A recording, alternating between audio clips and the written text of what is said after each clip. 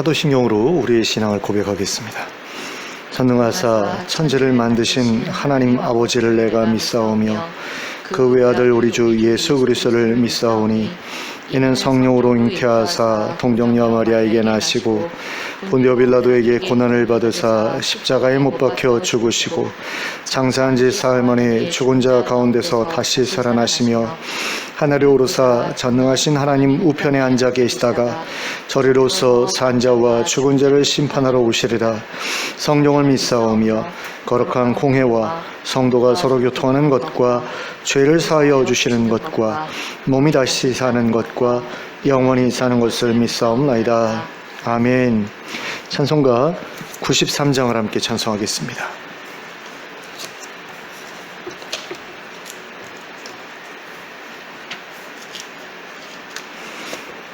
찬송가 93장입니다.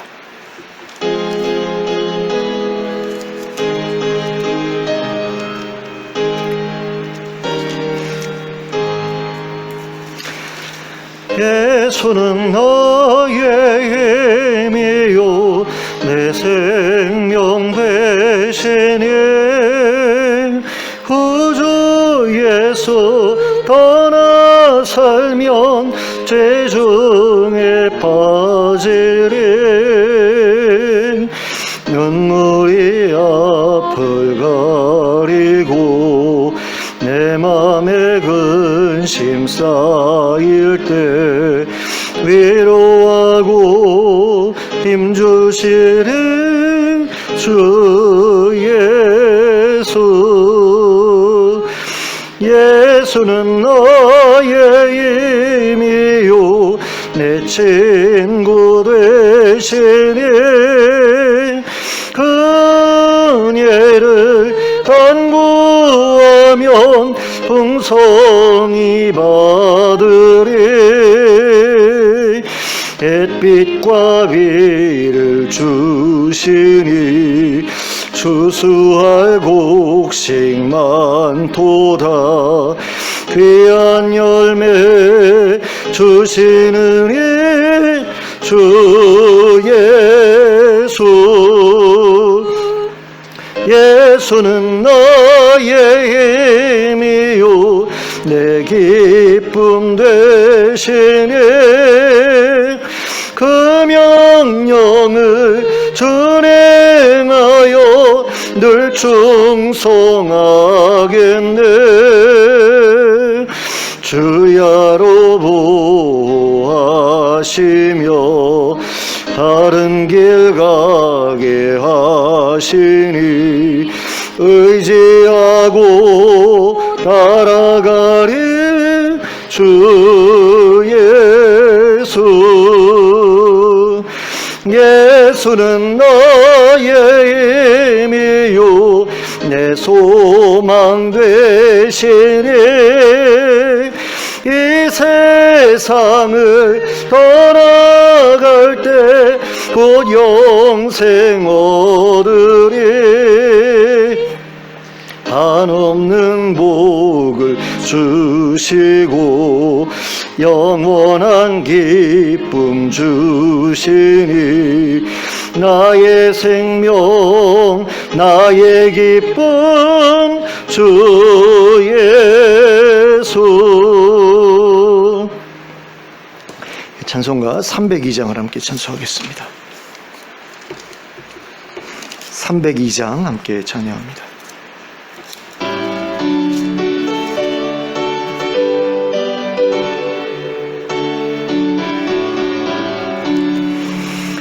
내 주 하나님 넓고 큰 은혜는 저 큰 바다보다 깊다. 너 곧 닷줄을 끌러 깊은 데로 저 한가운데 가보라. 언덕을 떠나서 장파에 배 띄워 내 주 예수 은혜의 바다로 내 맘껏 줘가라. 왜 너 인생은 언제나 거기서 저 큰 바다 물결 보고 그 밑 모르는 깊은 바닷속을 한 번 헤아려 안 보나. 언덕을 떠나서 장파에 배 띄워 내 주의 손예의 바다로 내 맘껏 줘가라. 많은 사람이 얕은 물가에서 저 큰 바다 가려다가 찰싹거리는 작은 파도 보고 마음 약하여 못 가네. 언덕을 떠나서 장파에 배 띄워 내 주의 손예의 바다로 내 맘껏 줘가라. 자 곧 가거라. 이제 곧 가거라. 저 큰 은혜 바다 향해. 자 곧 내 너를 저 깊은 데로 가라. 망망한 바다로 언덕을 떠나서 장파에 배 띄워 내 주의 손예의 바다로 내 맘껏 줘가라. 아멘. 오늘 우리에게 주시는 하나님의 말씀은 요한복음 20장 1절부터 18절까지의 말씀입니다. 요한복음 20장 1절부터 18절까지를 함께 읽도록 하겠습니다. 함께 읽겠습니다. 시작. 안식 후 첫날 일찍이 아직 어두울 때에 막달라 마리아가 무덤에 와서 돌이 무덤에서 옮겨진 것을 보고 시몬 베드로와 예수께서 사랑하시던 그 다른 제자에게 달려가서 말하되 사람들이 주님을 무덤에서 가져다가 어디 두었는지 우리가 알지 못하겠다 하니 베드로와 그 다른 제자가 나가서 무덤으로 갈새 둘이 같이 다름질하더니 그 다른 제자가 베드로보다 더 빨리 달려가서 먼저 무덤에 이르러 구부려 세마포 놓인 것을 보았으나 들어가지는 아니하였더니 시몬 베드로는 따라와서 무덤에 들어가 보니 세마포가 놓였고 또 머리를 쌌던 수건은 세마포와 함께 놓이지 않고 딴 곳에 쌌던 대로 놓여 있더라. 그때에야 무덤에 먼저 갔던 그 다른 제자도 들어가 보고 믿더라. 그들은 성경에 그가 죽은 자 가운데서 다시 살아나야 하리라 하신 말씀을 아직 알지 못하더라. 이에 두 제자가 자기들의 집으로 돌아가니라. 마리아는 무덤 밖에 서서 울고 있더니 울면서 구부려 무덤 안을 들여다보니 흰옷 입은 두 천사가 예수의 시체 뉘었던 곳에 하나는 머리편에 하나는 발편에 앉았더라. 천사들이 이르되 여자여 어찌하여 우느냐. 이르되 사람들이 내 주님을 옮겨다가 어디 두었는지 내가 알지 못함이니이다. 이 말을 하고 뒤로 돌이켜 예수께서 계신 것을 보았으나 예수이신 줄은 알지 못하더라. 예수께서 이르시되 여자여 어찌하여 울며 누구를 찾느냐 하시니 마리아는 그가 동산지기인 줄 알고 이르되 주여 당신이 옮겼거든 어디 두었는지 내게 이르소서. 그리하면 내가 가져가리이다. 예수께서 마리아야 하시거늘 마리아가 돌이켜 히브리 말로 라보니 하니 이는 선생님이라는 말이라.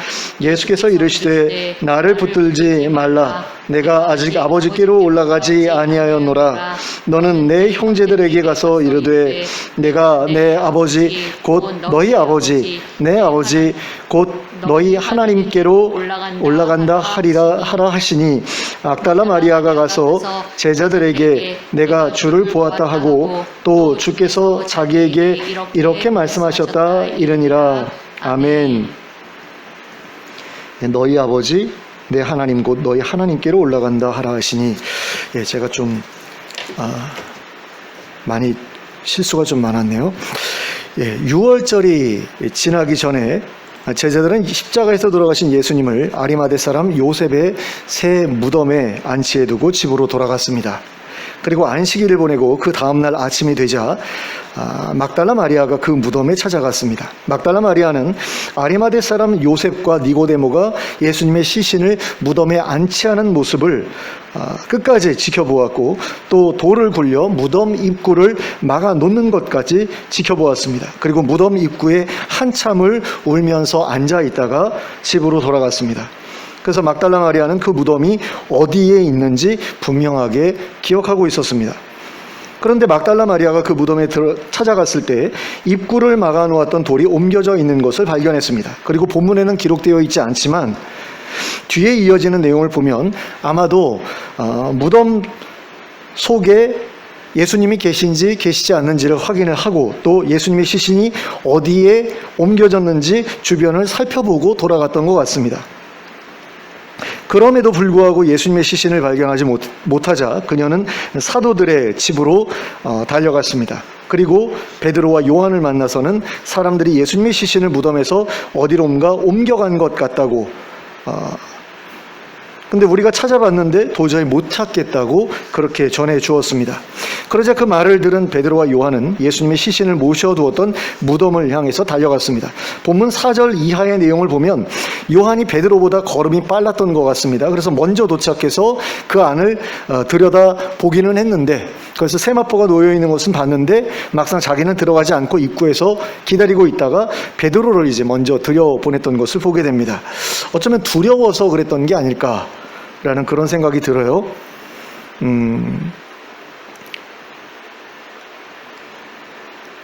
아무래도 무덤이니까, 또 예수님 시신이 없다라고 말은 했지만 막상 또 들어가 보면 어딘가 또 옮겨져 있는 게 아닐까, 이런 생각도 들고 목잡했겠죠. 근데 뒤늦게 달려온 그 베드로는 아무런 망설임 없이 무덤 안으로 들어갔던 것을 봅니다. 굉장히 용감한 사람인 것 같아요. 그리고 무덤 안을 둘러보니 세마포가 놓여있는 것이 보였고, 머리를 쌌던 수건은 그 곁에 머리를 쌌던 그 모습 그대로 놓여 있었다, 이렇게 기록되어 있는 것을 보게 됩니다. 그리고 요한도 베드로가 무덤 안에 들어가는 것을 보고 뒤따라 들어가서 그 모습을 확인하지요. 그리고 예수님의 시신이 사라졌다는 막달라 마리아의 말이 사실이라는 것을 믿었습니다. 8절 마지막에 쓰여져 있는 믿더라라는 말은 바로 그 일을 의미합니다. 왜 그런가 하면 9절에서 그들이 성경에 기록된 부활에 관한 말씀, 즉 그가 죽은 자 가운데서 다시 살아나야 하리라 하신 말씀을 아직 알지 못했다고 기록하고 있기 때문입니다. 그러니까 예수님께서 부활하셨다라고 이 사람들이 믿었던 게 아니라는 거죠. 이 사람들이 믿었던 것은 예수님의 시체가 확실히 사라졌구나, 확실히 없어졌구나, 이걸 믿었다라는 그런 이야기입니다. 그래서 요한이 믿었던 것은 예수님의 부활이 아니라 예수님의 시신의 행방불명된 것을 믿었다, 이런 이야기로 보는 것이 맞습니다. 그런데 이러한 내용에 이어서 10절에서는 이에 두 제자가 자기들의 집으로 돌아가니라 라고 기록하고 있습니다.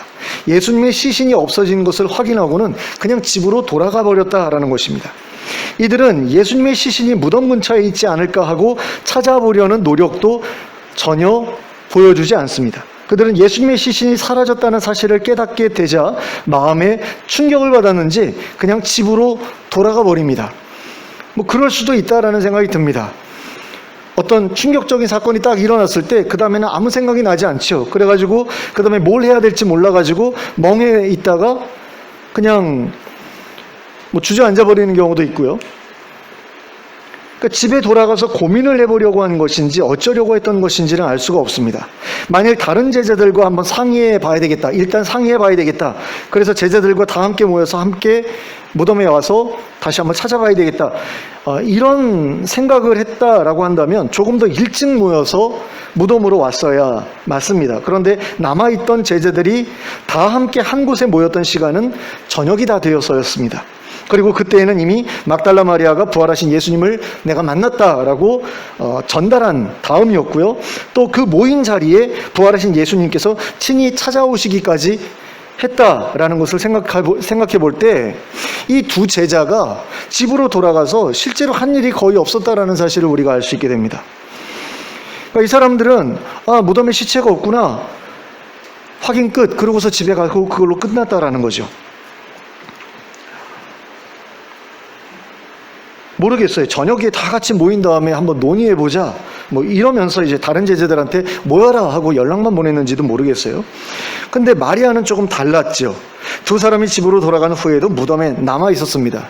막달라 마리아는 예수님께서 무덤에 안치된 다음에도 그 무덤가에 앉아 있었어요. 무덤 입구를 향해서 앉아서 울면서 앉아 있다가 갔거든요. 근데 지금 무덤 문이 열린 다음에 무덤 안이 비어 있다는 것을 확인한 다음에도 이 여인은 집으로 돌아가지 않습니다. 무덤 곁에 서서 계속 울어요.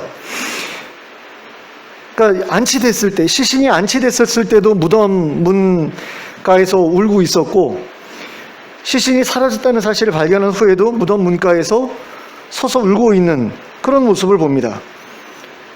그러니까 굉장히 정이 깊었다라는 사실을 알 수 있게 되죠. 예수님에 대한 정이 굉장히 깊었구나. 엄마보다도, 예수님의 어머니인 마리아보다도, 또 제자들보다도 이 막달라 마리아의 정이 가장 깊었구나, 이런 생각이 들 수밖에 없는 그런 모습으로 지금 여기서 그려지고 있는 것을 봅니다. 근데 그러다가 그렇게 울다가 무덤 안을 들여다보죠. 왜 그랬는지 이유는 알 수가 없습니다. 어떤 기척이 들렸기 때문일 수도 있습니다. 들여다봤더니 거기에 천사가 둘이 있었다라는 것을 보면 어떤 기척이 들려서, 아니면 어떤 광채가 그 안에서 이렇게 비춰졌기 때문에 들여다봤을지도 모르겠습니다. 근데 그렇게 들여다봤을 때 방금 전까지만 해도 보이지 않았던 모습이 보였죠. 아무도 없었던 그곳에 흰 옷을 입은 두 명의 천사가 앉아 있었다라는 겁니다. 예수님이 시신을 안치해뒀던 그 선방 같은 그곳에 한 명은 머리맡에, 한 분은 발치에 이렇게 앉아 있었다라는 거죠. 근데 이렇게 마리아는 무덤 안쪽을 바라보고 그 천사는 바깥쪽을 바라보고, 그러다가 서로 이제 눈이 마주쳤던 것 같아요. 그럴 때 이제 천사가 묻지요. 여자여 어찌하여 우느냐? 그랬더니 마리아가 뭐라고 대답합니까? 사람들이 예수님을 옮겨다가 어디에 두었는지 알 수 없어서 울었습니다. 울고 있었습니다. 이렇게 대답을 합니다. 그런데 그 대답을 한 다음에 마리아가 뒤를 돌아봐요. 왜 돌아봤을까? 이것도 아마도 기척이 있었기 때문이 아닐까라는 생각이 들어요. 그랬더니 뒤에 누구가 서 있죠. 예수님이었다라고 이야기를 하는데 마리아는 예수님을 알아보지 못합니다. 어쨌든 뒤를 딱 돌아다 보고서 누군가 서 있는 걸 보고는 동산지기가 아니겠나 이렇게 생각하고 묻지요. 근데 묻기 전에 예수님이 먼저 묻죠. 어찌하여 울며 누구를 찾느냐 이렇게 물었더니 마리아가 그분이 동산지기인 줄 알고 주여 당신이 옮겼거든 어디 두었는지 내게 이르소서 그리하면 내가 가져가리이다. 그러니까 예수님 시신을 어디다 두었는지 당신이 알고 있을 것 같은데 나한테 가르쳐 달라, 그 얘기입니다. 근데 이것도 사실 뭐 좀 이해가 안 되는 그런 상황이죠. 동산지기가 무슨 이유로 예수님의 시신을 옮겨뒀겠어요? 근데 그러니까 이 막달라 마리아도 지금 정신이 나간 상태라고 할 수 있는 거죠. 자기가 사랑하던 선생님이 지금 사라진 거예요. 그 시신이 분명히 여기 안치해둔 걸 내가 확인하고 그리고 내가 돌아갔었는데 이틀 있다가 와보니까 완전히 이게 뭐 자취가 없는 겁니다. 그러니까 정신이 나간 상태였던 거죠. 그런 상태에서 이제 대화가 이루어지고 있는데 뭔가 이렇게 핀트가 맞지 않는 듯한 그런 느낌이 들죠. 그런데 그런 마리아의 이야기를 들으시고 예수님이 마리아 이름을 부르시죠. 마리아야라고 부르시니까 그제서야 이제 마리아가 예수님을 알아봅니다. 그리고 선생님 하면서 예수님을 부르죠. 그랬더니 이제 예수님께서 마리아에게 뭐라고 말씀을 하시냐면 나를 붙들지 말라. 내가 아직 아버지께로 올라가지 아니하였노라. 너는 내 형제들에게 가서 이르되 내가 내 아버지 곧 너희 아버지 내 하나님 곧 너희 하나님께로 올라간다 하라. 이렇게 말씀을 하십니다. 그랬더니 막달라 마리아가 그 말씀에 순종하죠. 그래서 제자들에게 가가지고 내가 주를 보았다. 주께서 이렇게 말씀하셨다. 이런 말을 전해줍니다. 이렇게 해서 마리아는 예수님의 부활을 가장 먼저 확인한 제자 중에 제자, 그리고 사도 중에 사도가 되었습니다. 그러니까 우리가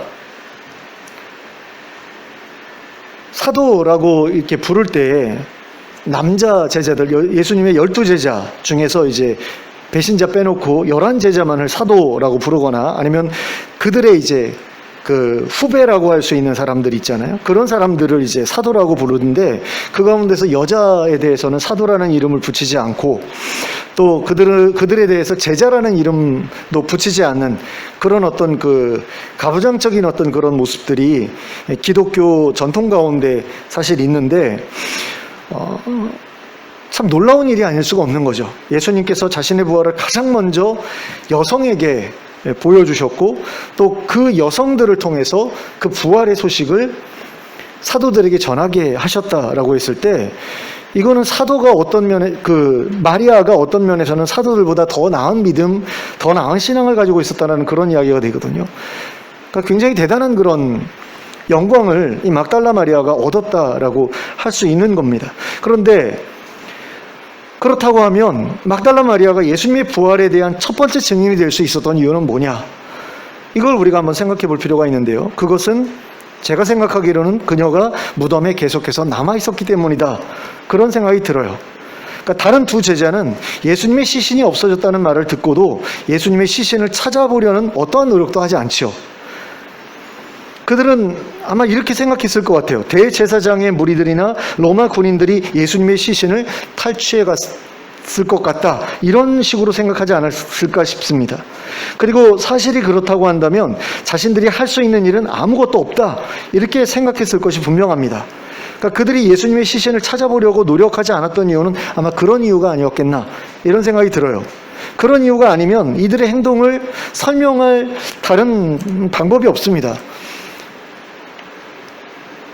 그러니까 정신이 나갔다, 너무 당황했다, 충격받았다 이런 말 외에는 설명할 방법이 없어요. 근데 합리적으로 생각을 한번 해보면 이건 분명히 대제사장의 무리나 로마 군인들이 빼돌린 게 분명해. 이렇게 생각했기 때문에 이 사람들이 그 이후에 아무런 조치도 취하지 않았다. 이렇게 생각하는 게 자연스럽거든요. 그러나 막달라 마리아는 그렇게 단정지어 생각하지 않았던 것을 봅니다. 그리고 설사 그렇게 되었다라고 하더라도 예수님의 시신을 누가 가져갔는지, 그러니까 대제사장의 무리가 가져갔는지 아니면 로마 사람들이 가져갔는지 누가 가져갔는지는 좀 확인은 해야 되는 게 아닌가라고 생각했던 것 같고요. 또 시신을 가져갔으면 도대체 어디로 가져가서 어떻게 처리했는가 이런 것도 좀 확인을 해봐야 되지 않나 이런 생각을 했던 것 같다라는 겁니다. 그리고 더 나아가서는 어떻게 해서든 예수님의 시신을 되찾아왔으면 좋겠다 이런 생각도 했었던 것 같아요. 그래서 아무런 단서도 남아있지 않은 무덤에 계속해서 남아있었던 거죠. 그리고 남아있는 흔적이나 자취라도 찾아보려는 그런 시도를 합니다. 그래서 무덤 속을 다시 들여다 봤던 거겠죠. 그리고 그때에 이전까지 볼 수 없었던 천사들과 예수님의 모습을 볼 수 있게 된 겁니다. 그러니까 보여주신 거죠. 드러내 주신 겁니다. 사실 어쩌면 베드로와 요한이 그 무덤에 들어갔을 때 그곳에 천사들과 예수님이 계속해서 계신 상태였을 수도 있어요. 눈에 보이지는 않았지만 계셨을 수도 있습니다. 근데 그 사람들이 다 간 다음에도 이 여자가 계속해서 남아서 울고 있으니까 자신의 모습을 드러내서 보여준 것일 수도 있다는 거죠. 저는 이 본문을 살펴보면서 베드로와 요한의 모습을 통해서 이런 느낌을 받았어요. 어떤 느낌이냐면 참 정이 없구나라는 그런 느낌을 받았습니다. 참 사내 자식답다라는 어떤 그런 생각들이 있잖아요. 그러니까 아들하고 딸을 키우다 보면 그 아들하고 딸의 어떤 그런 그 분위기가 좀 다르죠. 부모를 대하는 어떤 태도라든가 이런 모습들이 조금씩 다른데 사내놈들은 좀 정이 없는 것 같은 어떤 그런 느낌이 강하면 딸내미들은 이제 정이 좀 깊은 것 같은 그런 느낌이, 이게 남성과 여성의 차이일 수도 있는데 어쨌든 그런 차이가 있다라는 겁니다. 그런데 베드로와 요한을 보면 굉장히 좀 냉정한 어떤 그 아들내미들 같은 어떤 그런 모습, 그런 느낌이 들고요. 막달라 마리아의 모습을 보면 정많은 딸내미였던 그런 모습들이 느껴지거든요. 그러니까 정이 굉장히 깊구나라는 그런 느낌이 들어요. 왜냐하면 무덤에 안치된 다음에도 바로 집으로 돌아가지 않고 그 돌로 막아놓은 그 무덤 입구를 향해 앉아가지고 울고 있다가 집으로 가죠. 그리고 새벽 일찍이 와가지고 또 예수님의 시신을 이렇게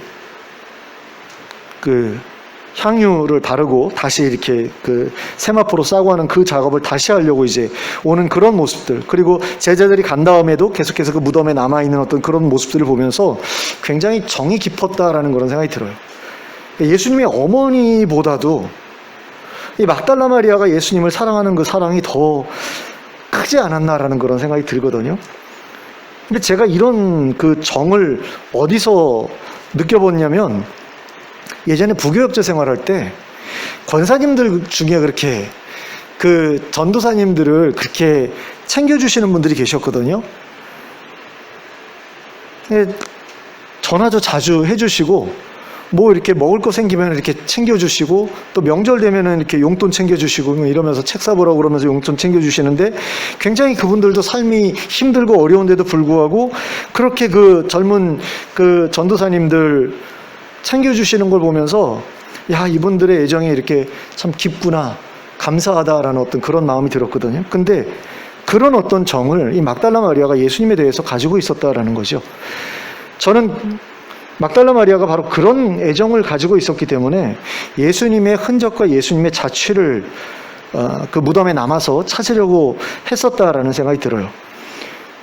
그런 마음이 있었기 때문에 무덤에 남아 있었고, 그래서 천사들과 예수님을 목격할 수 있는 그런 영광을, 또 기회를 누릴 수 있었던 것이 아닌가, 저는 그렇게 생각을 합니다. 이렇게 부활하신 예수님은 이렇게 예수님에 대한 깊은 애정을 가진 사람들에게 가장 먼저 찾아오신다, 저는 그렇게 생각을 합니다.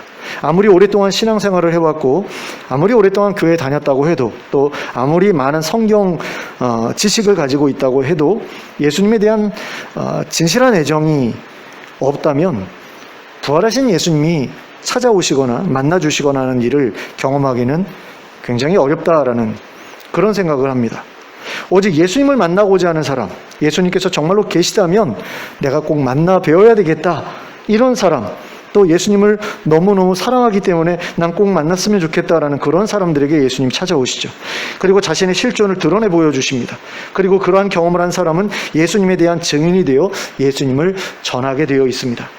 자신이 만나본 적도 없는 예수님을 전하는 사람들하고는 다르게 입으로만이 아니라 삶으로 전하는 그런 사람이 됩니다. 그리고 그 사람의 모습을 보면서 사람들은 예수님의 모습을 보게 됩니다. 그리고 예수님의 실존을 믿게 되지요. 그래서 우리는 전도하는 일보다, 말로 전도하는 일보다 예수님을 만나는 일을 가장 우선되는 일로 삼아야 합니다. 그분의 실존을 경험하고 그분의 임재를 체험하는 일이 우리 신앙생활에서 가장 우선되는 일이 되도록 해야 한다라는 겁니다. 그리고 그분을 만나서 그분의 실존을 경험하게 되면 전하는 일이 자연스럽게 이루어지게 되어 있습니다.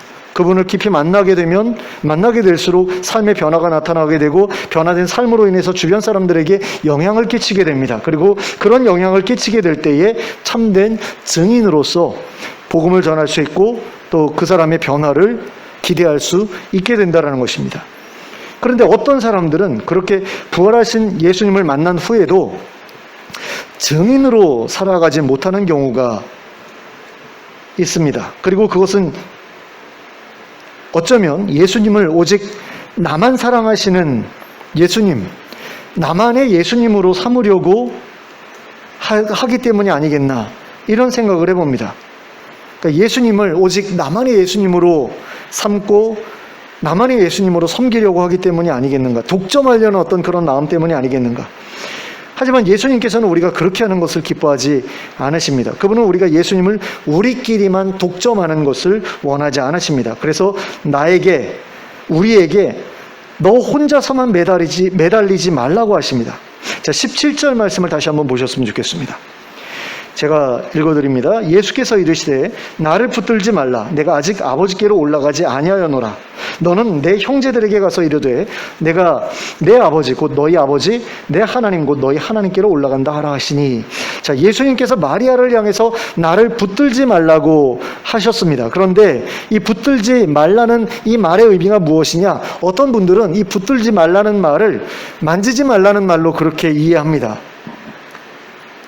아마 개역 한글판에는 만지지 말라고 번역되어 있었던 걸로 제가 기억하는데 정확한지는 잘 모르겠어요. 근데 대부분의 사람들이 만지지 말라라는 그런 의미로 말씀하셨다, 이렇게 해석을 합니다. 그런데 어떤 분들은 이 말씀을 나를 붙들고 매달리지 말라라는 그런 말씀으로 이해합니다. 저는 이게 맞다고 생각을 하거든요. 예수님께서는 막달라 마리아가 자기를 붙들고 늘어지려고 하는 것에 대해서 그렇게 하지 말아라 라고 그렇게 말씀하신 것이다라는 겁니다. 그러니까 예수님이 부활하셨어요. 그래서 다시 눈앞에 나타나셨어요. 이 마리아의 마음이 지금 어떤 마음이었을까요? 내가 이제 다시는 예수님을 잃어버리지 않겠다, 이런 마음을 갖지 않았겠습니까?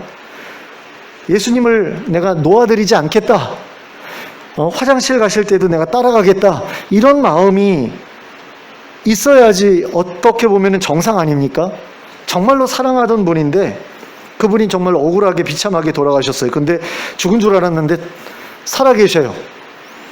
근데 한동안 못 봤어요. 못 보다가 다시 만났는데, 살아계신 분을 딱 만났는데 이제는 내가 다시는 놓치지 않겠다라는 거죠. 그런 마음 당연히 들지 않겠습니까? 엄마하고 이렇게 잠시 헤어졌다가 다시 만났는데 그런 아이는 엄마 품에서 벗어나려고 하지 않죠. 또 엄마 잃어버릴까 봐.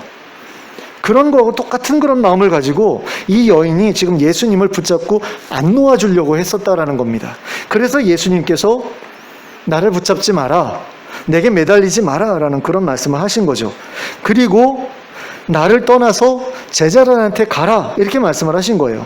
지금 예수님께서는 이 마리아에게 일을 맡기시려고 하는 상황이에요. 그냥 나 살아있어, 기쁘지, 이렇게 하려고 지금 마리아를 만나주신 게 아니잖아요. 나 부활했어, 이 소식을 다른 제자들한테도 전해줘 라는 그런 말씀을 하시려고 나타나셨는데 이 마리아는 지금 움직이고 싶지 않은 겁니다. 예수님 떠나고 싶지 않아요. 제자들한테 가지 않고 싶어요. 제자들한테 갈 거면 예수님 모시고 가고 싶어요. 근데 예수님께서 그러지 말라는 거죠. 너가 가서 전해, 이러시는 겁니다. 나는 내가 해야 될 일이 있어 라는 건데, 이 해야 될 일이 하나님께로 올라갔다가 다시 오시는 일인지 어떤 일인지 정확하게 잘 모르겠어요. 어떤 분들은 마리아를 보낸 다음에 예수님 부활하시고서 하나님께로 갔다가 다시 오셨다, 그랬다가 제자들 보는 앞에서 다시 승천하셨다, 이렇게 해석하는 사람들도 있고요. 어떤 사람들은 이게 나중에 그 승천할 그 일에 대해서 말씀하신 거지, 여기서 부활하신 다음에 뭐 갔다가 다시 오셨다가 제자들 보는 앞에서 다시 이렇게 뭐 쇼하듯이 올라가신 거 아니다, 이렇게 얘기하는 사람들도 있거든요. 그러니까 정확하게는 모르겠어요. 그런데 어쨌든 지금 자신이 부활한 것에 대해서 전하라는 그 일을 지금 마리아한테 맡기려고 하신 것은 분명한 사실이고, 그리고 이 여인이 그것을 하기 싫어했던 것도 사실이다라는 겁니다. 왜 하기 싫어했겠어요? 그게 뭐 힘든 일이라, 하기 싫은 일이라, 나쁜 일이라, 그거 아니죠. 지금 부활하신 예수님을 만났는데 가긴 어딜 가요? 계속 예수님하고 같이 있어야지. 옷 붙잡고서 어디 가시든지 따라가야지. 그래야지 다시는 헤어지지 않을 거 아니에요. 예수님께서 그러지 말라는 겁니다. 제자들한테 가서 내가 말한 거 그대로 전해줘라는 거죠. 자, 신앙생활을 하면서 가장 행복하고 즐거울 때가 언제입니까? 바로 예수님을 만나게 될 때죠. 하나님을 만나게 될 때입니다. 하나님의 음성을 듣거나 뭐 예수님에 대한 환상을 보거나 그분의 음성을 듣거나 이런 경험을 할 때, 그때보다 신앙생활에서 더 이렇게 행복한 그런 시간은 없다라는 생각이 들어요. 저도 하나님의 음성 처음 듣고서 거의 뭐 1시간 가까이를 울면서 이렇게 감사하는 어떤 그런 기도를 드렸거든요. 그러니까 그런 체험만큼 우리 신앙생활에 있어서 행복하고 즐거운 그런 시간은 없다라는 거죠. 그래서 그런 신앙의 체험을 한 사람들은 예배 생활이 달라지게 되거든요. 성경을 스스로 찾아서 읽게 되고, 스스로 조용한 곳 찾아가서 기도하게 되고, 성경 공부하는 시간 즐거워지고, 또 교회 나오는 거 행복해지고, 믿음의 지체들과 성경 공부하는 거 너무너무 좋아지고, 막 신앙생활이라는 게 너무너무 즐거워지는 그런 변화가 일어납니다. 예수님을 만나게 됐을 때. 그런데 그런 즐거움에 빠져 살면서 무슨 일이 또 벌어지게 되냐면 주변을 돌아보지 않게 되는 일이 벌어지게 됩니다. 그러니까 점차 믿지 않는 친구들과 거리를 두게 돼요. 점점 더 그들을 찾아가지 않게 됩니다. 걔네들하고 만나면 걔네들 항상 술 마시고 담배 피고 음란한 이야기나 하고, 그러니까 걔네들하고 어울리고 싶지 않아진다라는 거죠. 또 이웃들과의 교류가 뜸해지기도 해요. 교회 다니면서 교회 다니는 거 바빠가지고 이웃들하고 만나서 뭐 차 마시거나 뭐 하는 시간에 구역 예배 드리러 가야 되고 교회 식구 만나러 가야 되고, 그러다 보니까 이웃들하고도 점점 멀어지는 경우가 있습니다. 심지어는 가족들과 멀어지게 되기도 하죠. 나는 너무너무 행복한 거예요. 예수님을 만났어요. 하나님을 만났어요. 음성을 들었어요. 환상을 봤어요. 꿈을 꿨어요.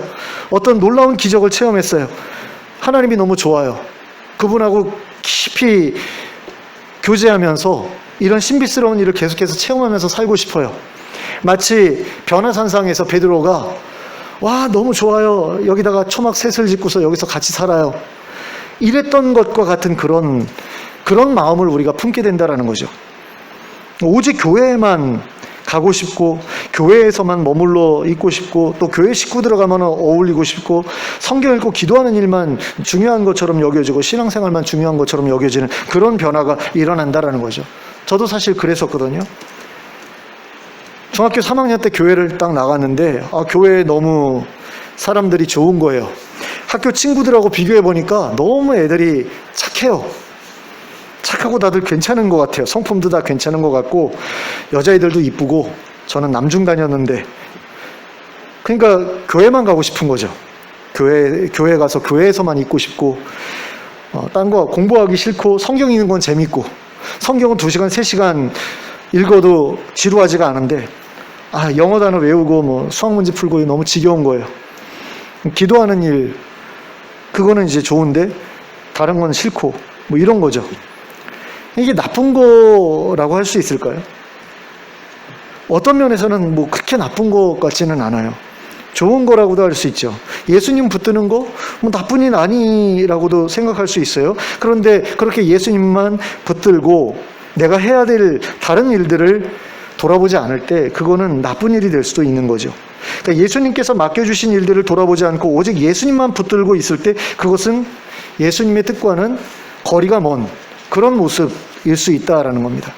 예수님께서는 우리가 예수님을 사랑하는 것을 기뻐하시죠. 그래서 우리가 예수님 사랑하는 마음으로 예수님께 나오는 것을 기뻐하시고 예수님 의지하는 것도 기뻐하십니다. 그런데 우리가 예수님과 어울리는 것만, 예수님과 교제하는 것만 좋아하면서 다른 일들을 돌아보지 않게 된다라고 했을 때는 슬퍼하시죠. 예수님께서는 우리가 예수님의 증인이 되는 그 일도 원하시잖아요. 예수님의 친구가 되어서 예수님하고 같이 어울리는 것도 기뻐하시지만 예수님의 증인이 되어서 때로는 예수님 곁을 떠나서 안 믿는 사람들을 찾아가기를 또한 원하신다라는 겁니다.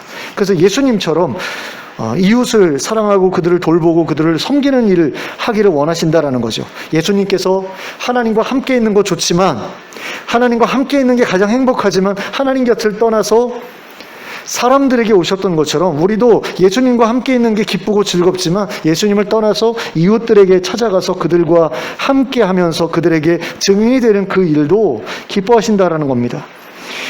예수님께서도 하나님과 깊은 교제를 나누는 시간이 굉장히 즐거우셨기 때문에 밤마다 산에 올라가서 새벽이 될 때까지 계속해서 기도하셨잖아요. 근데 그러다가 안 내려오신 경우는 없지 않습니까? 그 다음에는 평지로 내려오셔서 사람들과 어울리시면서 그들을 섬기셨잖아요. 부활하신 예수님을 만난 것이 아무리 기뻐도 그곳에 초막을 짓고 예수님과 영원히 그곳에만 머무르려고 하는 것은 그건 지나친 일이죠. 예수님께서는 우리가 동산에만 머물기를 바라지 않으십니다. 이웃들에게 돌아가서 예수님의 증인으로 살기를 바라세요. 그래서 오늘 이 말씀을 통해서 우리가 과연 그런 삶을 살아가고 있는지 돌아볼 수 있게 되기를 바랍니다. 교회 생활은 열심히 하는데 그 교회 생활이 진정으로 예수님이 원하시는 삶의 모습과 같은지 한번 좀 돌아봤으면 좋겠어요. 교회 식구들하고 어울리는 건 좋은데 내 가족들하고 어울리는 건 싫고 내 이웃들하고 어울리는 거 싫고 내 믿지 않는 불신 친구들하고 어울리는 것은 싫다. 이제는 그 사람들하고는 못 어울리겠다. 이제는 그 사람들하고는 거리를 둬야 되겠다. 사실 저도 그게 자연스러운 일이라고 생각을 했어요. 신앙생활을 하면서 내 생각이 달라지고 사고방식이 달라지고 가치관이 달라지면 그런 엉망으로 사는 사람들하고는 거리를 두고 싶어지는 게 정상이라고 생각을 했습니다. 예수 믿게 되면 예수 안 믿는 친구들하고 멀어지는 건 자연스러운 일이야, 이렇게 생각을 했어요. 근데 그게 아니라는 거죠. 교회에서 그건 잘못 가르치는 거였는데 저도 오해를 했고 저도 그런 식으로 잘못 가르쳤다, 그걸 뒤늦게 깨닫습니다. 예수님께서 마리아에게 명령하셨던 것처럼 예수님을 만난 다음에는 다시 돌아가야 되는 거죠. 이웃들에게 돌아가서 그들과 어울려서 그들에게 부활의 증인이 되어 주어야 되는 겁니다. 그러니까 예수님께서 병 고쳐주시고 귀신 내쫓아주시고 그랬을 때 그 사람들이 예수님 따르려고 할 때 예수님께서 야, 따라오지 말고 가족들한테 가서 내 증인이 되라, 이런 경우도 굉장히 많았었잖아요. 어떤 경우는 나를 따라오라고 하셨죠. 어떤 경우는 돌아가서 그들에게 증인이 되라고 하셨거든요.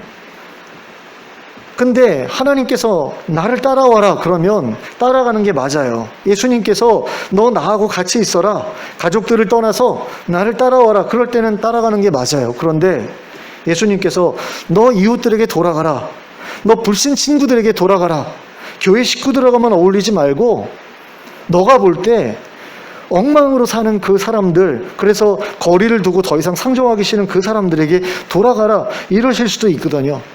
근데 그런 말씀을 해도 우리가 의지적으로 그것을 외면할 수 있다라는 거예요. 왜? 예수님과 있는 게 제일 좋으니까. 예수님하고 교제하는 게 제일 좋으니까. 교회 생활하는 게 가장 좋고 교회 식구들하고 어울리는 게 가장 좋고 성역 공부하는 게 제일 좋으니까 다른 거 싫은 거예요. 예전에 내가 했던 그 추한 일들, 더 이상은 내가 안 하고 싶은 그 일들을 아직도 여전히 하고 있는 그 못난 사람들하고는 나는 교류하고 싶지 않은 그런 거죠. 근데 내가 그 사람들한테 가지 않으면 증인 될 사람이 없을 수도 있는 거거든요. 그래서 내가 가야만 할 수도 있는 거거든요.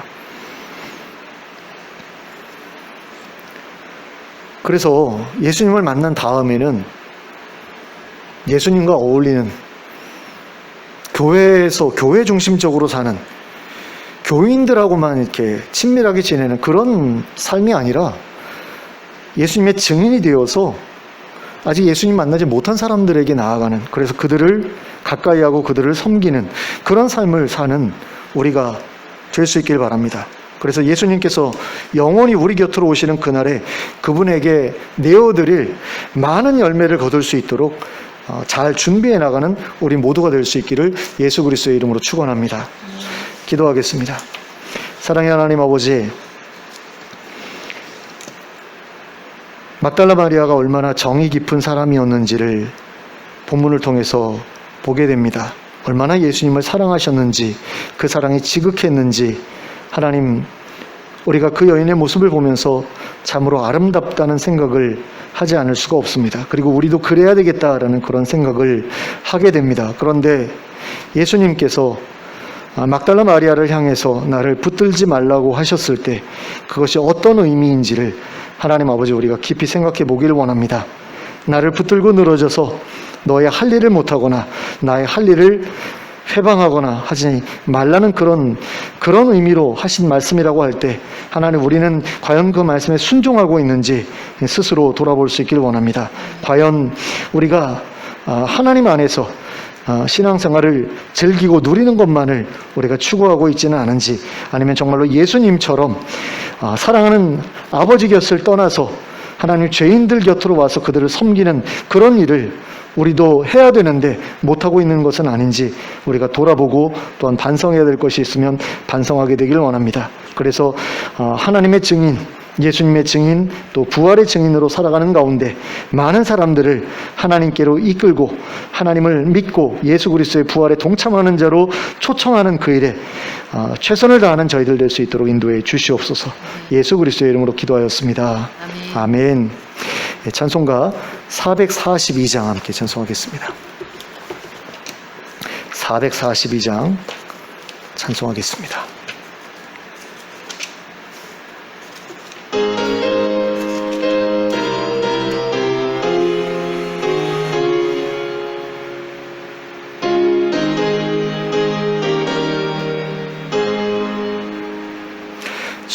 장미꽃 위에서 아직 맺혀 있는 그때에 그의 어른이 소리 들리니 점성 분명하다. 주가 나와 동행을 하면서 나를 친구 삼으셨네. 우리 서로 받은 그 기쁨은 알 사람이 없도다. 그 청한 주의 음성 어느새도 잠잠케 한다. 내게 들리던 주의 음성이 늘 귀에 쟁쟁하다. 주님 나와 동행을 하면서 나를 친구 삼으셨네. 우리 서로 받은 그 기쁨은 알 사람이 없도다. 밤 깊도록 동산 안에 주와 함께 있으려 하나. 괴로운 세상에 할 일 많아서 날 가라 명하신다. 주님 나와 동행을 하면서 나를 친구 삼으셨네. 우리 서로 받은 그 기쁨은 알 사람이 없도다. 아멘. 주님 가르쳐 주신 기도로 예배를 마치겠습니다. 하늘에 계신 우리 아버지여, 이름이 거룩히 여김을 받으시오며 나라의 임하옵시며 뜻이 하늘에서 이룬 것 같이 땅에서도 이루어지이다. 오늘날 우리에게 일용할 양식을 주옵시고 우리가 우리에게 죄 지은 죄를 사하여 준 것 같이 우리의 죄를 사하여 주옵시고 우리를 시험에 들게 하지 마옵시고 다만 악에서 구하옵소서. 내게 나라와 권세와 영광이 아버지께 영원히 있사옵나이다. 아멘.